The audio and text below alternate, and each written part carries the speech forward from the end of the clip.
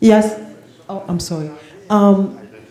There is an assumption I understand in the way that you approached the Caribbean imaginary or identity. I'm wondering if there is an assumption of this as being something shared necessarily by everybody, by every Caribbean, or something seamless, or something that shouldn't be troubled. It seems to me that in reproducing... The opposite of that, though. Pardon me? He was saying the opposite. No, but he said that he doesn't know what it is, Caribbean imaginary. Right. He doesn't know what it is because of all this trouble that he's so brilliantly, I think, given account of. We're all aware of that. But what I'm thinking is that I'm wondering if is in building, is in reproducing these inequalities. We've been living like that in the Caribbean for centuries. So hiding from what we are, not accepting what we are, is a way of being. And while all this political part of it is there, and we need to solve it, and we're not solving it, or it is solving itself in a way or another, because I don't believe in any static anything. What if we were building a certain way of being that is very troubling, because there is no discourse for that, and everybody is trying to put a tag on it, but it's not being tagged. It's the difficulty to tag it is because it's not what we do in the Western world, and then we are there as kind of quote unquote different. What if we start off accepting that this is what we are, and that this is our identity, and from there, because we create with that, we live with that, we've been doing it. So I don't know if I don't know if there's a question. Now it is clear to me, because I heard that before, and to me it is very dangerous. Maybe je vais peut-être faire une caricature, mais l'outrance est une forme d'argumentation. I've heard people saying, well-paid people, that the Caribbean identity is finally an impossibility to fix something or body of things as being our identity. We are the ones who do not have to say we are, because our way of being is not saying this is what we are. And I don't want that honor. I don't want that, to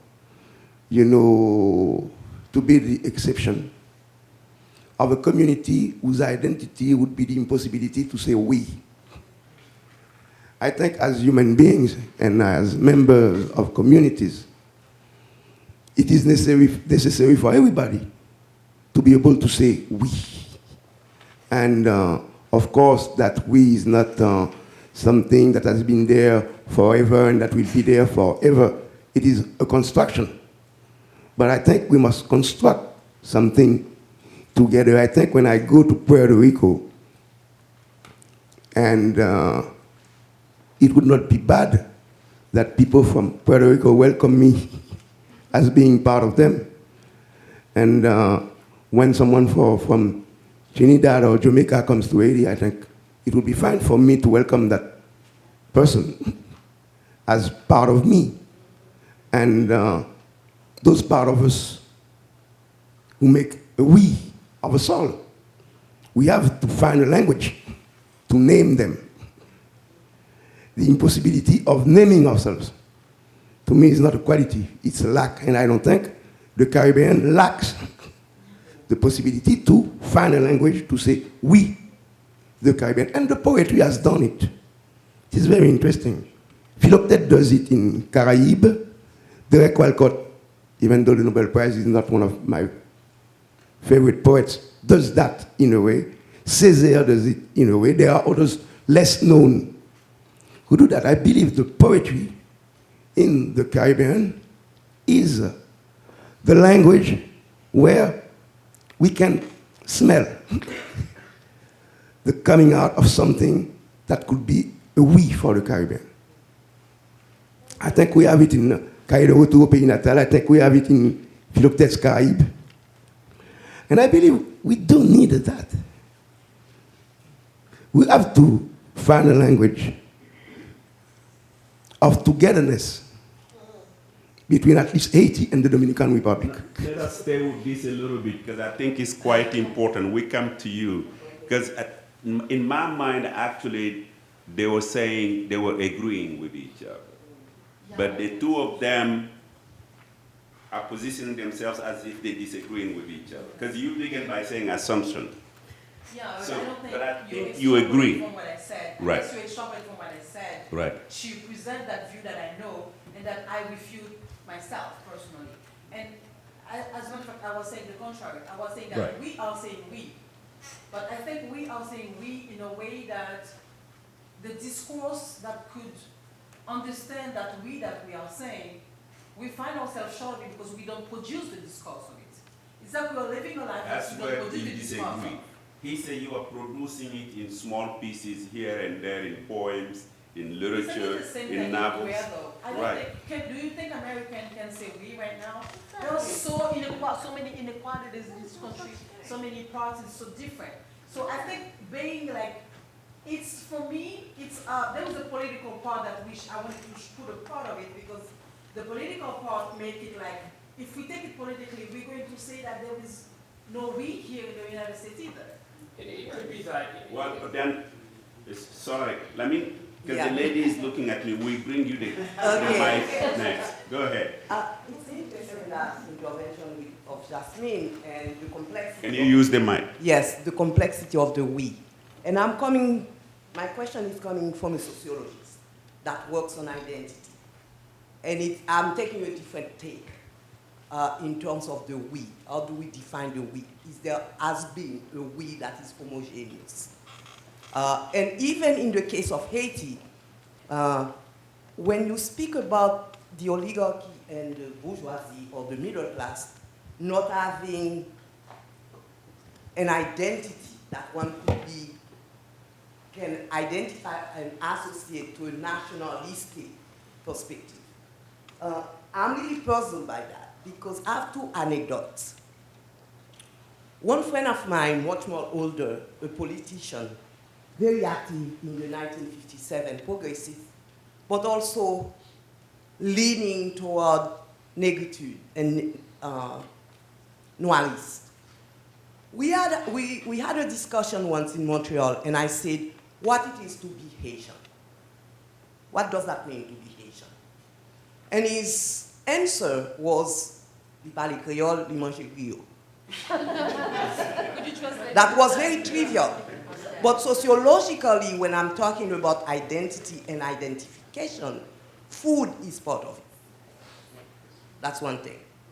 The other example, the other case, the other anecdote, I was in Haiti in 1983 doing my research for my PhD, for my dissertation, and I was living in Fermat. And I went to work almost every morning. And I always saw this Haitian family, this family that phenotypically look white. And they were playing, and then one day, I made a comment passing by, and I said, oh, they are invading.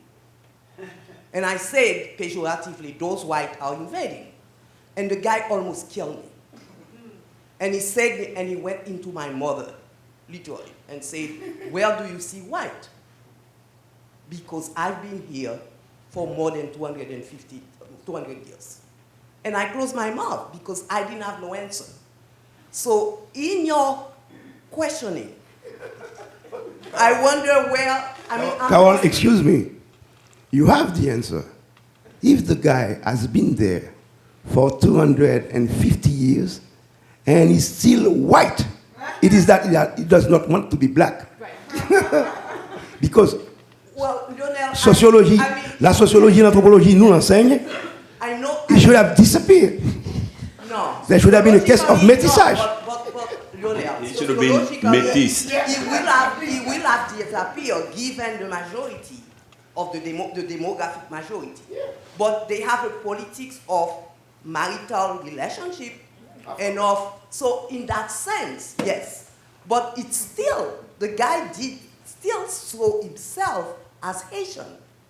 Whatever the sociological analysis that I do in terms of his positioning and in terms of his reproduction as an ethnic group, he still sees himself as Haitian. And I don't have no answer to that. That's my point. But my point, when you question, I think you have to problematize a little bit what you're saying, Okay. rather than having a question. An answer. Thank you very much. It's getting more and more interesting to me, at least. So that's I think, I mean, I can speak. Okay.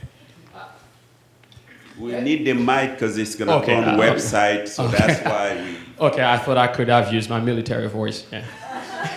I think there's a great philosopher named Wittgenstein who said that a lot of problems in philosophy, the confusion stems from a misunderstanding of language. It's the phrasing at times that creates the problem. I see that you talk about identity. And I mean, identity has been a very difficult concept, even in mathematics, philosophy of language. From Frege to Russell. You see, he's talking about commonness. She's talking about identity. In mathematics, identity is a version of commonness, but it has the special quality of being completely congruent from A to B. So it's equal in both magnitude and quality. Commonness only requires non-empty. So if I say A and B has something in common, means that the intersection is non-empty. It could be like 0.000.7, but identity requires complete overlapping. That's why she's saying we in identity, he's saying we in commonness. Anything that is non-empty is a starting point. So we don't need identity to see Dominicans, Puerto Ricans as Caribbean, because we do have something in common. If we go far back in time, we'll find something. And as far as non-empty, we have commonness. And that is the starting point.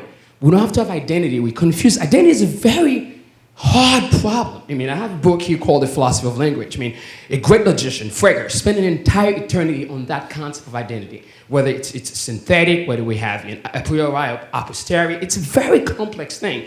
But commonness solves the problem. You say, do we have something in common? Then we are brothers and sisters. That's it. T'as compris son point? Okay. The only thing I would say, that's something in common. We have to agree on it. And to agree on it is what I call identification. Yes, We have to identify that commonness. It's a process of finding commonness. But identity is actually the end process, and we're actually equal in magnitude and quality. Okay, on va le laisser répondre. C'est tout. C'est tout, okay. So, yes. So, Jada, are we getting there? Because he's tired of speaking English. So, Ma bientôt va- oui. profiter pour me dire bonsoir alors. On n'a pas les créoles pour nous. So since he was tired of speaking English, now 10 minutes. I will speak to him in Creole. But, well, good evening all. Bonsoir to you, merci. In English or in Creole? Comme vous voulez. Ah, ok, d'accord. In English. I think our problem, I will choose English so the rest of the people can understand. I think some people are talking about philosophy and sociologists. Our problem is disassociation. I don't know if this, actually I studied sociology, I don't even think there's such a term, but I think the problem of our identity, we do not want to be associated with each other. It comes from the diaspora, the black diaspora, the offsprings of slaves. The colonizers told us that our mothers and fathers sold us to them. So therefore, if your mother, your uncles, your cousin sold you, you don't want to be associated with them. The Dominicans don't want you to tell them they are Africans because they don't want any part of this Africa or this group of people who supposedly have sold them. So to me, I grew up in Haiti. I don't remember studying African history. We are not taught about our history. So it's normal that our image is the white image. I remember my little books, they all had white kids in them. They did not have black children. So therefore, if identity, we are born to love the white person. We are born to say we are not Africans. And that's why today, a Dominican can tell you, or one of my best friends went to Dominican Republic. They are very, very light-skinned, and they asked them where they were from. They said, well, I'm from Haiti, but live in New York. And they said, you're not Haitians. Haitians are like that. And the man showed his shoes. And this is Haitians. The shoes represent, his shoes represented Haitians to him in his mind, because they are dark. So that's important. I think one must be very careful when using the word we, talking about each Caribbean society. When you say we, the we you're talking about is the middle class, the high middle class, and the Asian bourgeoisie. It's not, my friends from the peasantry, they don't have that kind of problem, because they do identify themselves as sons of Guinea and all that. They don't have that problem. It is the problem of the elites and oligarchies. It is a real problem. And that's one of the things I was trying to say. We cannot say we in Haiti, because there are so many different groups. And you call it commonness, others call it identity. What we could refer to create a big we. The elites and oligarchies don't want it. And we have that problem. And there are no problems of identities in the countryside in Haiti. People who went to school have that problem. They don't have that problem in La Tibonite or in Gandance. When you go to, you watch the way they live, and they don't have that problem.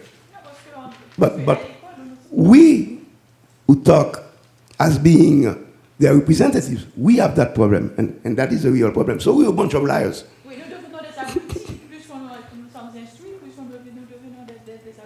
Exactly.